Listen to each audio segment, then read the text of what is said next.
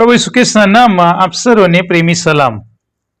લેન્ટ સિઝનનો આજે ત્રીજો દિવસ. આજનું ટાઇટલ છે બાપ્તિસ્મા, ઓળખ અને સ્વર્ગનો અવાજ. માથીની લખેલી સુવાર્તા 3 અધ્યાય 13-17 કલમ.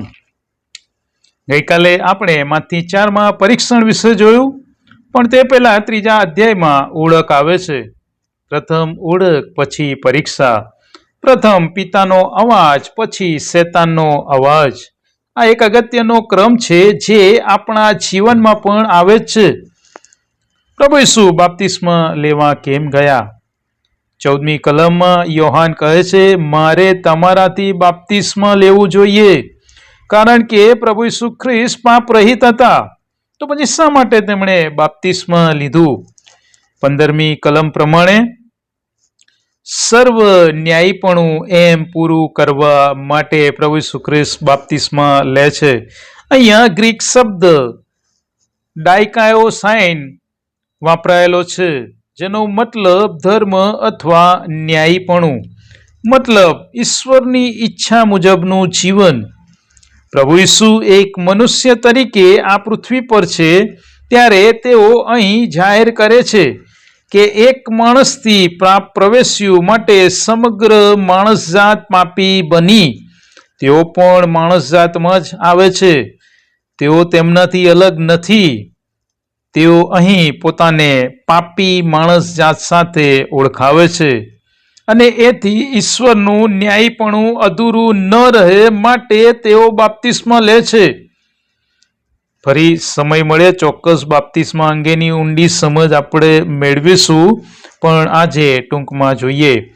બાપ્તિસ્માનો અર્થ, તેનો ગ્રીક શબ્દ છે બેપ્ટિઝો, મતલબ સંપૂર્ણ રીતે ડૂબાડવું. રોમન 6:4 પ્રમાણે જૂના જીવનનો અંત, નવા જીવનની શરૂઆત. પ્રભુ ઈસુનું બાપ્તિસ્મા જાહેર મિશનથી શરૂ થાય છે. માણસ જાત સાથેની તેમની એકરૂપતા છે.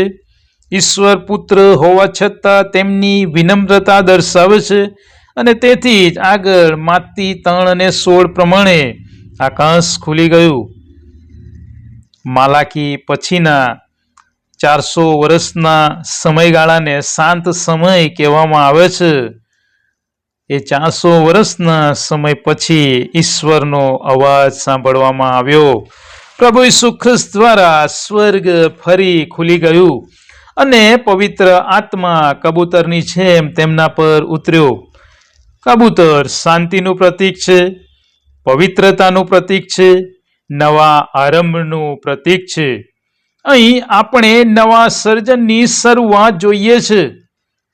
ઉત્પત્તિ 8 પ્રમાણે જળ પ્રલય પછી નૂહના કબૂતરની જેમ અહીંયા પણ આપણે નવું સર્જન જોઈ શકીએ છીએ. અહીં પિતાનો અવાજ એક ઓળખ છે. 3 અને 17, આ મારો વાલો દીકરો છે, એના પર હું પ્રસન્ન છું. પ્રભુ ઈસુએ અહીં કોઈ ચમત્કાર કર્યો નથી, પોતાની ઓળખનો દુરુપયોગ કર્યો નથી, છતાં ઈશ્વર તેમના પર પ્રસન્ન છે. કેમ કે જે કાર્ય કરવાને માટે તેઓ આવ્યા હતા, જે રૂપમાં તેઓ આવ્યા હતા, મતલબ માણસ જાતના રૂપમાં, અને તે રૂપમાં તે પોતાને નિષ્પાપ નિષ્કલંક હોવા છતાં એ પાપી માણસ જાત સાથે સરખાવે છે અને પાપી માણસ જાત સાથે પોતાની જાતને ભેળવે છે. અને એથી જ તેમણે બાપ્તિસ્મા લીધું. તેમણે સાબિત કર્યું કે ઓળખ કાર્ય પર આધારિત નથી, ઓળખ સંબંધ પર આધારિત નથી. માથી 4માં અગાઉ આપણે જોયું હતું, શેતાન તેમની ઓળખ પર હુમલો કરતો હતો, પણ પ્રભુ ઈસુએ તો એ પહેલા જ સાંભળી લીધું હતું કે તેમની ઓળખ વિશે પિતાના અવાજ દ્વારા, આ મારો વાલો પુત્ર છે. જો તમને પિતાનો અવાજ યાદ છે તો શેતાનનો અવાજ નબળો પડે છે. આજે આપણો સંઘર્ષ શું છે? ઘણા વિશ્વાસીઓ સેવા દ્વારા ઓળખ શોધે છે, પ્રસિદ્ધિ દ્વારા સ્વીકાર શોધે છે, પ્રશંસા દ્વારા મૂલ્ય શોધે છે. પણ બધા પહેલા ઈશ્વર કહે છે, તમે મારા પ્રિય છો. રોમન 8:15 પ્રમાણે આપણને દાસત્વનો નહીં પણ દત્તક પુત્રપણાનો આત્મા મળ્યો છે અને એને લીધે જ આપણે અબ્બા પિતા એવી હાક મારીએ છીએ. આજે આપણે આપણી જાતને પૂછીએ, શું હું મારી અંગત ઓળખ માટે દોડું છું અથવા સેવા કરું છું? વાલો, આ લેન્ટનો સમય છે. પિતાનો અવાજ ફરીથી સાંભળવાનો સમય છે. ત્યારે આપણે ઈશ્વરનો અવાજ સાંભળીએ, આપણી જાતોને તૈયાર કરીએ. પ્રભુ આ બાબતો સમજવા આપણ સર્વની સહાય કરો. આમેન.